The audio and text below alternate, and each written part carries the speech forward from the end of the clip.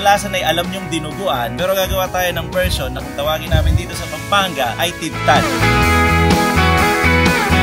Ayan, may taser. Ay, lutong nun. Tokwa sa lugaw, puto sa dinuguan. Ito yung mga kombinasyon ng Pilipinong pagkain na talagang hindi mo mapag-iwalay. Lechon, tidtad, lechon, dinuguan. Kayo na pong bahala kung paano nyo siya i-accept. And tidtad siya na may toppings ng lechon. Welcome back sa unang backyard episode ng taon na to, 2025 mga Kabs. Andito tayo ngayon para magluto ng kakaiba. Lalagyan lang natin ng twist. Ito yung kadalasan ay alam nyong dinuguan, pero gagawa tayo ng version na kung tawagin namin dito sa Pampanga ay tidtad. Malalaman nyo ang pagkakaiba maya-maya, pero meron kasi tayong bisita na kailangan muna nating ipakilala bago natin umpisahan ang pagluluto. Tawagin natin, Egoy Palaboy! Yun, bilis! Ako po, ano na naman yan? Rule number 1 na naman. Pangalusunod ko nung nag-rule number 1, meron ka na naman dala. Mamaya na lang ako pagka magtitimpla ka ng rule number 1. Oh, so pupunta muna ako doon. Oh, sige. Ready ko muna. Oh, sige. Mamaya mga Kabs, babalik ang pagtitimpla ng rule number 1. At Egoy Palaboy ang bahala dyan. Pero sa ngayon, lutuin muna natin. Hindi ko alam kung tatawagin natin itong pulutan o ulam, pero umpisahan na natin. Meron tayo dito laman loob. Medyo lalagyan natin ng laman loob ang ating tidtad. Ang ginamit lang natin dito yung small and large intestine. Bali, pinakuluan lang natin to para mawala yung amoy niya. Naglagay tayo ng luya, naglagay tayo ng asin, ng bawang, tapos nilagyan natin ng tubig. Pinakuluan ng 1 oras. At after nun ay pinaghihiwa-hiwa na natin siya at ito na ang nangyari sa laman loob na gagamitin natin sa ating tidtad. Ganon din naman sa karne. Sa karne naman ay gumamit tayo ng pinaghalong kasim at taba. Sa taba ay gumamit tayo ng pisngi. Sa laman ay gumamit tayo ng combination ng kasim at saka ng belly. Pinaghihiwa na rin natin. At ito naman ang naging ending niyan para sa ating tidtad. Pwede na nating umpisahan to. Nagpainit na ako dito ng kawali. Magigisa tayo ng hindi gumagamit ng mantika dahil meron tayong taba. Ihulog na natin to. Puro taba lang munang ilagay natin, mamaya na yung laman. Hindi kadalasang ginagawa to mga Kabs. Optional lang naman to at gusto ko lang naman ay natural na mantika ng baboy ang gagamitin kong panggisa. So hihintayin nyo lang to ng mga 3 to 5 minutes, magmamantika siya ng kusa.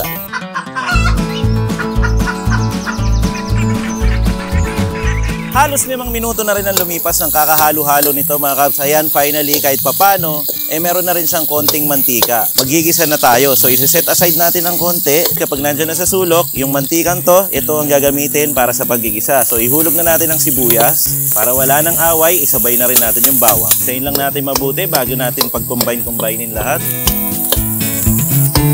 Yan mga Kabs, medyo nangamoy na, mabango na. Pwede na nating i-combine lahat. Ibalik na natin yung baboy sa gitna. And this time, pwede na nating ihabol yung karne. Kasi puro taba lang hinulog natin kanina. Ang tidtad po ng mga Kapampangan ay medyo talagang, kung mapapansin nyo, ay makarne. Meron ding taba-taba. Yan po ang nakalakihan namin na tidtad. Tidtad means dinuguan. So kung nagtataka kayo, parehas lang naman siya. May konting pagkakaiba lang pagdating sa texture. Medyo mas malabnaw po ang version natin. Kapag medyo nagisa nyo na yung laman at saka yung taba, pwede na nating ihulog itong mga laman loob na pinakuluan na natin kanina. Pinakuluan na natin siya ng separate mga Kabs para hindi na humawa yung amoy niya. So at least ngayon, medyo luto na siya, ihahalo na lang siya sa igigisa mo. Mas madali, shortcut method, at mas malinis at mas masarap. Yan mga Kabs, gisado na lahat to, laman loob tsaka karne, isunod na natin yung atay ng baboy. Halo lang din ulit. At pagkatapos yung gisahin lahat-lahat mga Kabs, pwede na natin yan lagyan ng suka. Dahil sa dinuguan ay nilalagyan talaga yan ng suka, pero depende sa inyo kung gusto nyo mangibabaw yung asim, damihan nyo yung suka. Pero sa akin, saktong-sakto lang. Sa ganito karami, medyo may dagdag konti, pero hindi naman overpower. What? Oh! Ay, nang hawak. Pag mo muna yan. Teka lang. Ano to? Sabi mo gumawa ako eh. Gumawa ako.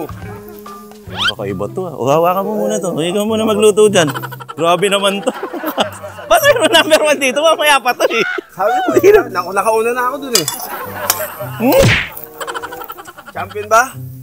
Champion naman. Hindi. Sa una lang nagulat ako. Akala ko kung ano yun. Ganito ba ititamlayin mo mamaya? Mamaya, papakita natin mamaya kung perfect, ano yan. perfecto. So, palit sige ulit tayo. Oh, sige. Relax ka lang dyan ha. Huwag mo muna ako lalasagin. Di maluluto to eh. So, nalagyan natin siya ng suka.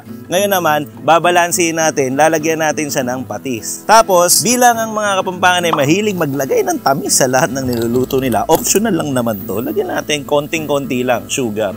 Tapos habang ginagawa ko to mga kabs, kung mapapansin nyo, may kumukulo dito sa tabi ko. Nagpakulo ako ng tubig, konting-konting tubig lang. Lalagyan natin yan ng bawang. Dahil ang gagawin natin, papakuluan natin yung dugo. So meron tayong biniling dugo kanina. Medyo buo-buo. Dahil sa Tidtad Kapampangan mga kabs, ang dinuguan version namin, mas nangingibabaw yung buo-buo yung dugo. So ihulog natin dito. Separate na lang natin siya niluto. Hayaan lang natin kumulo dyan hanggang mamaya, then makukuha natin dyan yung buo-buong dugo. Saka natin ihahalo sa kabila. Balikan muna natin tong ginigisa natin dito mga kabs na meron ng suka so far, tsaka patis. Habang hinihintay natin maluto yung dugo sa kabila, lagyan muna natin ng konting sabaw. Nagpakulo ako ng pork stock, lagyan natin ng konti. Makakatulong din to para sa paglambot ng mga karne. At syempre, para mas maging malabnaw yung version. At dahil nilagyan natin siya ng sabaw, lalasahan natin siya ng asin at paminta. At habang niluluto ko to, gusto ko lang i-shoutout si Aching Lilian dahil sa kanya ko naman talaga natutunan itong Tidtad Kapampangan. Siyempre para mas legit, para mas original, doon tayo susunod kay Aching Lilian dahil matagal niya nang ginagawa to. At nakasulat din to doon sa cookbook na niregalo niya sa atin. Eksaktong-eksakto po ang prosesong ginagawa natin. Balikan naman natin itong pinapakuluan natin dugo. Ayan, medyo bubu na. Yan naman talaga yung ini-aim natin mga kabs. Pwede na natin kunin. So naganda lang ako ng strainer dito. Lagay lang natin dyan. Tagtarin lang natin ng konti. Tapos, ihulog na natin dun sa ating niluluto. Tapos, tamang halo lang tayo.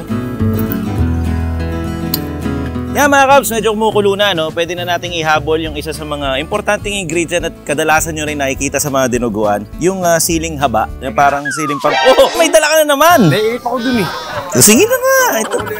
Ikaw na maglalagay niyan. Oh, palit tayo. Oh, sige. Oh, isahan na yan. Mga kabs, lagay daw natin tong siling haba. Yan. At mga kabs, inumin daw natin yung tinimpla niyang rule number 1. Hindi na naman champion ah. Hindi, nakakagulat lang. Pero masarap. Katagalan. Tahihilo na ako. Balik tayo ulit. Sige na. Tatawagin kita mamaya. Magtitimpla ka na. Medyo tapusin lang natin to. Ayan, nilagay lang natin dito. Tapos hintayin lang natin mag-simmer ulit. Siguro last 5 minutes mga kabs. Then, pwede na yan. So, nasa sa inyo na lang din kung gusto nyong i-adjust. So far, ang lasa nito ay iti-check natin. Sabaw muna. Masim-asim. Yun ang gusto ko sa dinuguan, masim-asim. Pero kung ang trip nyo, yung medyo matamis-tamis o kaya maalat-alat, well, depende yun. Lagyan mo ng patis o kaya lagyan mo ng asukal. At nag-ready na rin tayo ng pang-plating natin. Maglalagay tayo dito ng dinuguan o tidtad. Sama na natin pati yung mga sili. At kung mapapansin nyo, katulad ng sinabi ko, masabaw, malabnaw ang tidtad version na ginawa natin ngayon. Muna natin dito dahil hindi pa dyan nagtatapos mga kabs dahil meron tayong biniling lechon. Yes, bumili lang po tayo ng per kilo. Tayo na rin po ang naghiwa. Ipapatong natin dito sa ating tidtad para maging lechon tidtad o lechon dinuguan. Tapos konting dagdag sa mga gilid-gilid. Sili. Ready na. At sakto. Yes, ready na yan. Saktong-sakto ang dating mo dahil tapos na. Tapos na. Yan, nag-ready ka na naman. Hindi pa tapos na eh. Ito na. Inumin muna natin ang ating rule number 1. Siguro may tawag siya dito. Siguro kailangan mo ng timblan to kasi tapos na ako eh. Ikaw na yung kasunod. Meron, mga kabs, tara. Gawa na tayo ng rule number 1. Ayan! Boom! Magtimpla na tayo ng rule number 1. Meron tayo ditong vodka, cranberry juice, lemon. Ang tawag dito mga kabs, Cosmopolitan. Simulan na natin. Dito sa shaker, nilagyan ko na yan ng yelo. Tapos nagala tayo dyan ng vodka. Next natin yung cranberry juice. At last, pigaan lang natin ng lemon. Takpan natin. Tapos, bigyan natin ng shake.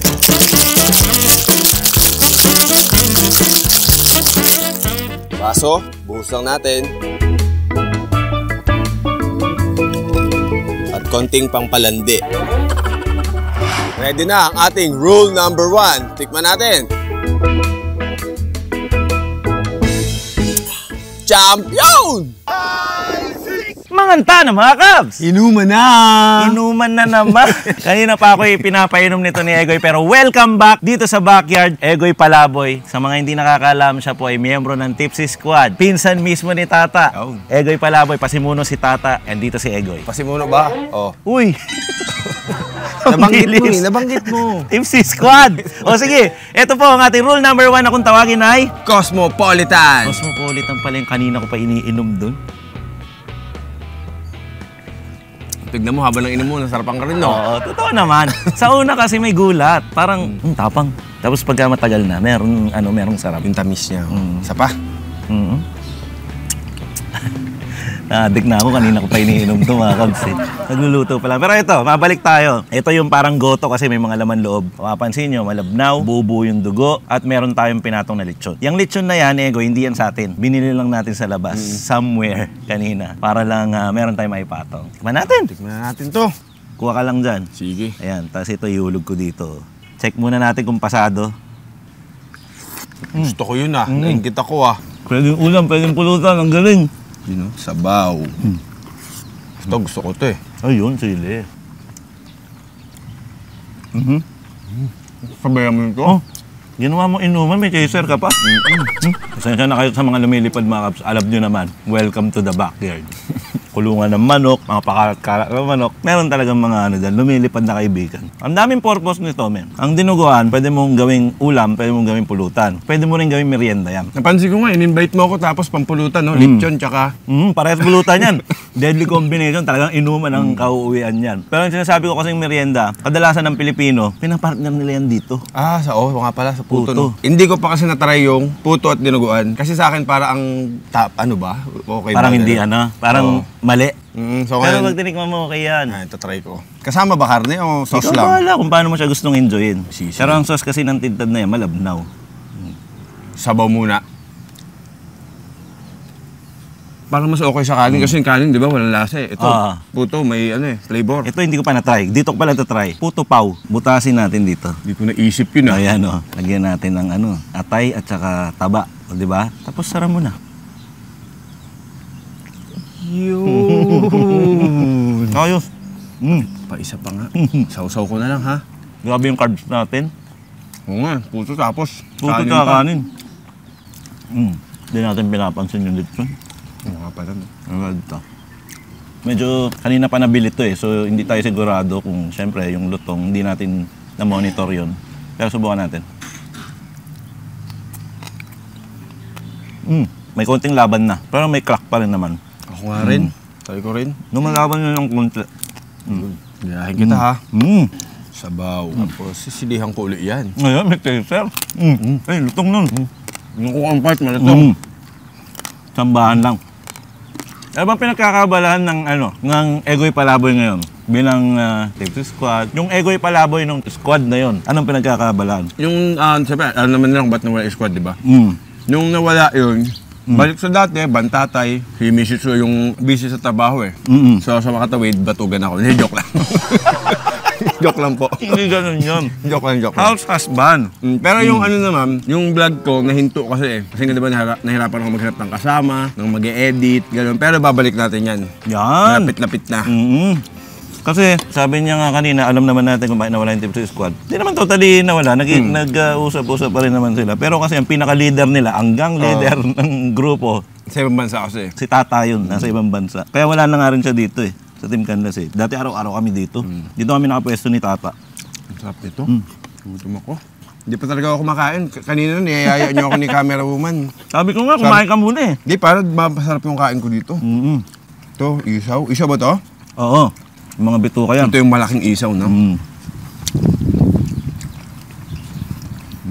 Okay rin talaga pag may halong dinuguan. Saka yung labnaw niya. Ibang-iba to. Sa alam nating dinuguan na malapot yung may iba-ibang version yan Parang sa Bulacan may serkele. Ang Bicol alam ko meron din sarili yan. Sa Norte meron din sariling version. Iba-iba naman. May tinumis pa kung tawagin. Tama ba, Joven? Tinumis. Tinumis. Yung serkele saan yun? Baliwag. Bulacan din, no? Tapos kung mapapansin nyo, yung sabaw natin, hindi masyadong madilim or dark. Kasi hindi man natin hinalo lahat yon. Kinuha lang natin yung buong dugo. Yung strainer pa nga natin. Niluto natin separately. Ayun, yung mga buong dugo. Nakita ko pa dito. Ganyan kasi tipak-tipak. Nga pala may na tanong mo kanina, di ba ako nung ginagawa ko sa bahay, di ba nabanggit ko na bantatay nga ako. Sa bahay, ako rin kasi nagluto. Kapag nagluto akong diluguan, hindi ko siya nilalagyan ng asukal. Pero napansin ko na nilagyan mo Pwede kasing wala. Actually, original plano ko, wala. Kasi yung kaya yan, wala. Kumukha, option lang. Optional lang yun. Napapansin ko kasi, kada may iluluto ako na something na authentic, original, meron maghahanap, bakit walang asukal? Oo. Kasi nakaugalian na po sa pagluluto dito sa umaga, kahit ano pa yan, minsan lalagyan ng asukal. Hmm. Kahit hindi related. So, kumbaga tinatanong nila, no? Naghahanap lang ng kick nun tamis. So yun, ginawa po natin dito pero hindi naman kailangan. Pwede bang kumain muna ako? Kumain ka muna. Gutom talaga ako eh. Kain muna kami mga kabs, babalik kami.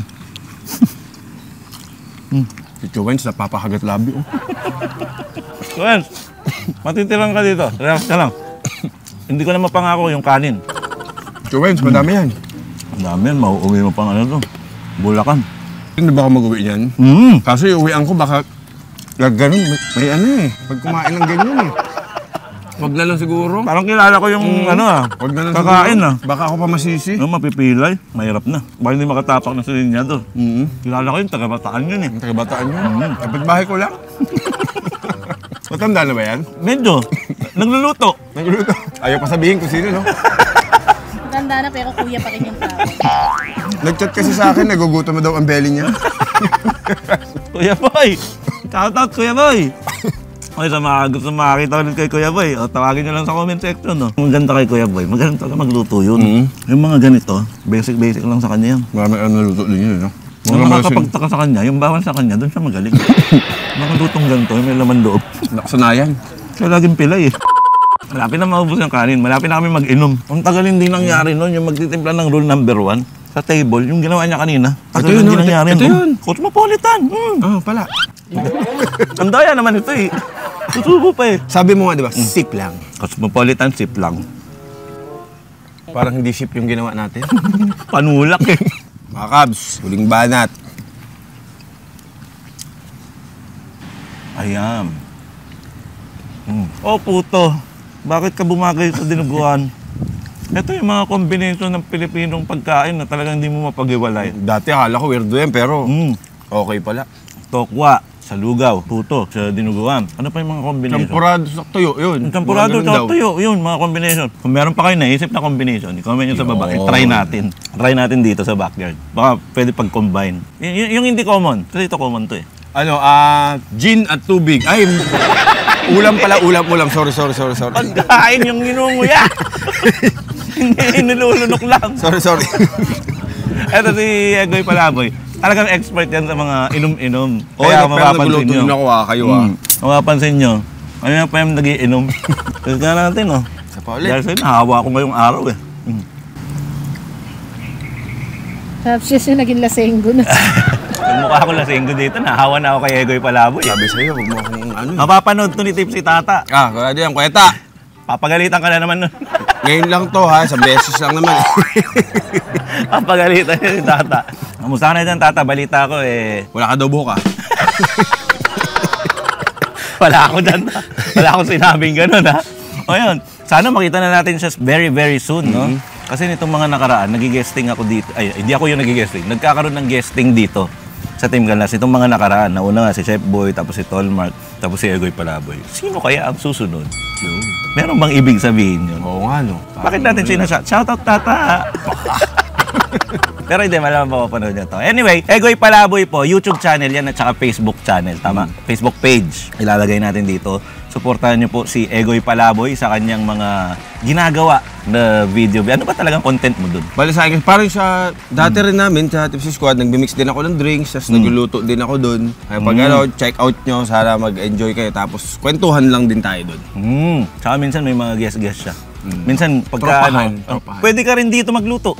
Pwede, oo nga. Egoy Palaboy magluluto sa backyard. Yun yung maganda. Tapos katabi ko si Chuwens. Oo, yan. Makauwi kaya? Si Chuwens. Chuwens, upo ka na rin daw dito pagka nagkaroon ng episode ng Egoy Palaboy sa backyard. From Bataan lang naman. Ang travel time namin dito, 45 minutes to 1 hour. Dati ganyan araw-araw, kahit si Tata nung panahon yun dito. Hindi natin maiwasan mapagkwentuhan si Tata kasi parang Tata din to eh. Pinsang buo eh. Isang dugo. Ayun. So ayun. Ay, siya nga pala, may upload siya doon na pagpunta niya ng Casa Ay, Canlas. tama. Nagpunta pala kami ng Casa Canlas. Siyempre, courtesy of Scab Chess and Team Canlas. Check out nyo. Medyo maiksing video naman siya kasi medyo umulan kasi nun eh. Pero check out nyo yan. Casa Canlas dito yan sa may Azure North. Dito sa San Fernando. Yan, yun yung Pinuntahan Casa namin Canlas. At kung bakit siya merong Casa Canlas access, panoorin nyo din sa video. Doon nyo na lang yung kukunin yung sagot. Yun.